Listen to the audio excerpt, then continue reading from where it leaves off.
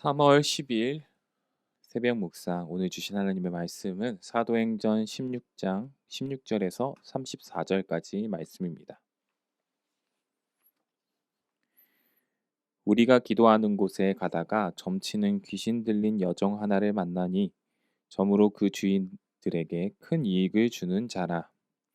그가 바울과 우리를 따라와 소리질러 이르되 이 사람들은 지극히 높은 하나님의 종으로서 구원의 길을 너희에게 전하는 자라 하며 이같이 여러 날을 하는지라. 바울이 심히 괴로워하여 돌이켜 그 귀신에게 이르되 예수 그리스도의 이름으로 내가 내게 명하노니 그에게서 나오라 하니 귀신이 즉시 나오니라. 여종의 주인들은 자기 수익의 소망이 끊어진 것을 보고 바울과 시라를 붙잡아 장터로 관리들에게 끌어갔다가 상관들 앞에 데리고 가서 말하되 이 사람들이 유대인인데 우리 성을 심히 요란하게 하여 로마 사람인 우리가 받지도 못하고 행하지도 못할 풍속을 전한다 하거늘 무리가 일제히 일어나 고발하니 상관들이 옷을 찢어버리 벗기고 매로 치라 하여 많이 친 후에 옥에 가두고 간수에게 명하여 든든히 지키라 하니 그가 이러한 명령을 받아 그들을 깊은 옥에 가두고 그 발을 착고에 든든히 채웠더니 한밤중에 바울과 실라가 기도하고 하나님을 찬송하며 죄수들이 듣더라. 이에 갑자기 큰 지진이 나서 옥터가 움직이고 문이 곧 다 열리며 모든 사람의 매인 것이 다 벗어진지라. 간수가 자다가 깨어 옥문들이 열린 것을 보고 죄수들이 도망한 줄 생각하고 칼을 빼어 자결하려 하거늘 바울이 크게 소리질러 이르되 내 몸을 상하지 말라 우리가 다 여기 있노라 하니 간수가 등불을 달라고 하며 뛰어들어가 무서워 떨며 바울과 실라 앞에 엎드리고 그들을 데리고 나가 이르되 선생들이여 내가 어떻게 하여야 구원을 받으리이까 하거늘 이르되 주 예수를 믿으라 그리하면 너와 내 집이 구원을 받으리라 하고 주의 말씀을 그 사람과 그 집에 있는 모든 사람에게 전하더라. 아멘. 오늘 말씀을 가지고 상황에 흔들리지 않는 믿음이라는 제목으로 새벽 묵상 나누도록 하겠습니다. 사도행전은 유독 감옥에 갇힌 이야기가 많이 나옵니다. 감옥은 죄인들을 가두는 곳으로 감옥에 갇히게 되면 자유가 통제되기 때문에 사람들은 감옥에 들어가는 것을 힘들어합니다. 특별히 복음을 전해야 하는 사명을 가진 복음 전파자들은 이 복음을 전할 수 없는 감옥에 갇히게 들어가게 되면 아무것도 할 수 없다는 그러한 심리적 압박과 육체적 괴로움, 박탈감 때문에 그 두려움이 극에 달할 것입니다. 오늘 우리가 읽은 말씀에서도 바울과 실라는 복음을 전하다가 감옥에 갇히게 됩니다. 그러나 그들은 아무것도 할 수 없는 감옥에 갇혀 있음에도 불구하고 오히려 찬송과 기도를 하는 모습을 우리에게 보여주고 있습니다. 이를 통해 우리는 예기치 못한 두려움과 고난이 찾아올 때 진정한 그리스도인이라면 어떻게 해야 하고 어떤 모습으로 보여야 하는지 그 모범문과 그 태도를 바울과 실라를 통해 확인할 수 있습니다. 바울과 실라는 어쩌다가 감옥에 갇히게 됩니까? 16절에 우리가 기도하는 곳에 가다가 점치는 귀신 들린 여종 하나를 만나니 집으로 그 주인들에게 큰 이익을 주는 자라. 바울과 실라는 기도를 하는 장소를 가다가 점을 치는 것으로 주인들에게 큰 이익을 가져다 주는 귀신 들린 여종을 한 명 만났습니다. 아마도 그녀는 점을 치는 것으로 돈을 벌고 주인들은 그녀에게 자리를 마련해 주고 그녀의 수익을 막 착취하는 관계로 이러한 큰 상권을 유지했던 것 같습니다. 17절 읽어보도록 하겠습니다. 그가 바울과 우리를 따라와 소리질러 이르되 이 사람들은 지극히 높은 하나님의 종으로서 구원의 길을 너희에게 전하는 자라 하며 바울과 실라는 기도하러 가는 중에 그녀가 계속 따라와서 지극히 높은 하나님의 종으로서 구원의 길을 너희에게 전하는 자다라고 외치는 그런 귀신 들린 여종의 모습을 계속 살펴보았습니다. 18절에 이같이 여러 날을 하는지라 바울이 심히 괴로워하여 돌이켜 그 귀신에게 이르되 예수 그리스도의 이름으로 내가 내게 명하노니 그에게서 나오라 하니 귀신이 즉시 나오니라. 지금 귀신 들린 여종이 하는 말 막 외치죠. 끈질기게 따라와서 시끄럽게 외칩니다. 근데 그 내용이 무엇입니까? 나쁜 내용은 아닙니다. 오히려 귀신에게 하나님의 종임을 인정받는 그러한 말인데 왜 바울은 이것을 심히 괴로워하고 그 귀신을 쫓아내고 있습니까? 왜냐하면 바울과 실라는 자신들이 하나님의 종이라는 것을 귀신들을 통해 알려지기 원치 않았기 때문입니다. 그렇습니다.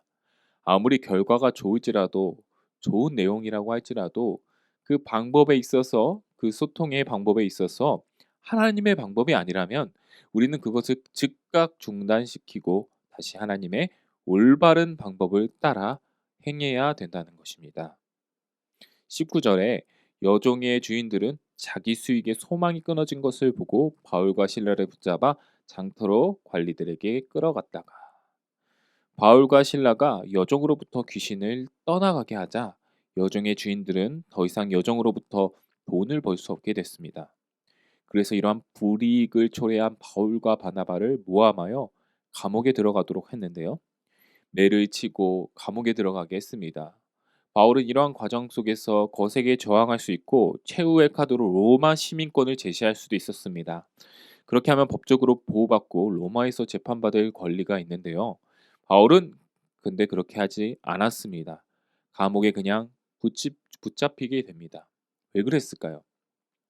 성령의 인도하심을 쫓아 자신의 방법이 아닌 하나님의 방법대로 성령 하나님의 인도하심을 받고 싶고 성령 하나님의 인도하심으로 해결받고 싶어 하기 때문인 것 같습니다. 26절에 한밤중에 바울과 실라가 기도하고 하나님을 찬송하며 죄수들이 듣더라. 분명 바울과 실라의 심정은 두려움과 걱정 그리고 박탈감으로 가득한 상태였습니다. 이제 복음을 전할 수 없구나라는 그러한 좌절도 있었을 수도 있는데요. 그럼에도 불구하고 그 끝에 바울과 실라는 그 답답하고 절망스러운 가운데 하나님께 찬송하고 결국은 기도했다는 것이죠. 26절에 이에 갑자기 큰 지진이 나서 옥터가 움직이고 문이 곧 다 열리며 모든 사람의 메인 것이 다 벗어진지라. 바울과 실라의 기도와 찬송을 시작으로 이것을 시작으로 갑자기 큰 지진과 함께 감옥의 터가 열리며 문이 열리고 모든 죄수들이 묶였던 것이 풀려나는 일이 벌어졌습니다. 많은 죄수들이 도망갔겠죠. 이 기회다. 도망가자 하고 도망갔는데 바울과 실라는 급하게 도망치지 않았습니다. 그 가운데서도 성령님의 인도하심을 구했다는 것이죠. 아직 그들에게 성령께서 베푸실 일이 남아 있다는 것입니다. 27절, 28절 간수가 자다가 깨어 옥문들이 열린 것을 보고 죄수들이 도망한 줄 생각하고 칼을 베어 자결하려 하거늘 바울이 크게 소리질러 이르되 내 몸을 상하지 말라 우리가 다 여기 있노라 하니 감옥을 지키는 간수들은 졸고 있다가 갑자기 엄청나게 큰 지진이 일어나고 감옥 문이 열리는 그 사건 때문에 자결을 시도하려고 했습니다. 왜냐하면 당시 감옥을 지키다가 죄수가 탈옥을 하게 되면 지키는 간수가 사형을 당하기 때문이었습니다. 그러나 바울과 실라는 그 자리에 남아있게 되었습니다. 왜요? 사형수, 그 간수를 에게 복음을 전할 기회로 성령님께서 사용하라 하심을 그들은 알았던 것이죠. 바울과 실라는 이제 산 소망이 끊어진 이 간수에게 주 예수를 믿으라 그리하면 너와 내 집이 구원을 얻으리라. 이 복음을 전하게 됩니다. 그리고 그 집안에 있는 모든 사람에게 이 복음을 또 전하게 되는 기회를 갖게 되었는데요.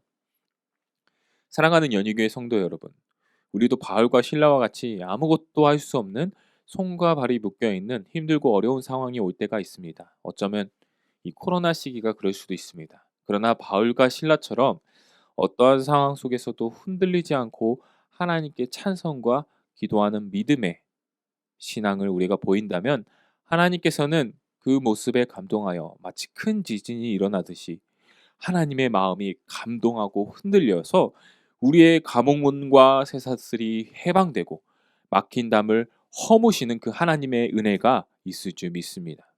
우리의 찬송과 기도를 통해 그러한 일이 일어나기를 소원합니다. 그뿐 아니라 이러한 견실한 믿음의 모습은 믿지 않는 사람들에게 하나님을 전할 기회로 변화될 수 있다는 것이죠. 그 믿음의 모습, 흔들리지 않고 견실한 모습을 가지고 오늘 하루 어떠한 상황 속에서도 믿음으로 기도하고 믿음으로 찬양하며 영혼 사랑과 전도 사명을 온전히 감당하는 우리 연희교회 모든 성도님들, 모든 가정 되시기를 주님의 이름으로 소망합니다. 기도하겠습니다. 주님, 이 시간 우리가 바울의 모습, 신라의 모습, 힘들고 어렵고 아무것도 할 수 없는 상황 속에서도 찬송과 기도로 하나님의 마음을 감동케 하여 그 모든 상황으로부터 해방되었지만 그럼에도 불구하고 그 순간에서도 복음을 전하기 위해 복음을 전하는 모습, 살 소망이 끊어지는 그 간수에게 복음을 전하는 모습을 보여주고 있는 모습을 우리가 살펴보았습니다. 주님, 우리도 지금 힘들고 어려운 상황이지만 아무것도 할 수 없는 상황이지만 내려놓지 않게 하여 주시옵소서.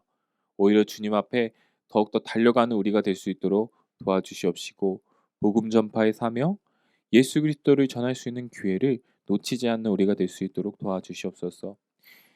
예기치 않는 고난 중에 우리가 정말 낙심하고 힘들 때가 많지만 주님께 의지했던 이 바울과 실라의 모습처럼 찬송과 기도로 주님 앞에 늘 나가는 우리 연희교회 되게 하여 주시옵소서. 주님께서 함께하여 주실 것을 믿사오며 예수님의 이름으로 기도드립니다. 아멘. 우리 다음 기도 제목으로 함께 기도하겠습니다. 오늘 말씀에 대한 기도 제목, 예기치 않은 고난 중에도 하나님만 의지하며 복음 전파의 사명을 집중하는 그리스도인이 되게. 그리고 두 번째, 담임 목사님 청빙을 위해 연희교회가 십자가에서 죽으신 주님의 은혜에 감격하여 힘있게 믿음의 길 걸어갈 수 있는 목회자를 모실 수 있도록 담임 목사님 청빙 과정 가운데 모든 성도님들이 마음이 하나가 되고 기도에 지치지 않고 경건 생활에 충실할 수 있도록 특별히 주일에 강구했던 것처럼 오전 10시에 각자 처소에서 이 제목을 가지고 기도했으면 좋겠습니다. 그리고 코로나19의 조속적인 종식과 교회의 모든 성도들의 안전을 위해서 그리고 이찬우 송용희 선교사님 인터서브 국제본부 선교 사역을 위하여 또한 가정을 위하여 기도해 주시기 바랍니다. 그리고 유래자 성도님 허리가 아프십니다. 주님께서 치유의 손으로 그 회복시켜 주시고 하나님의 영광을 바라볼 수 있도록 도와달라고 우리 다 함께 기도하시겠습니다. 다 함께 기도하시겠습니다.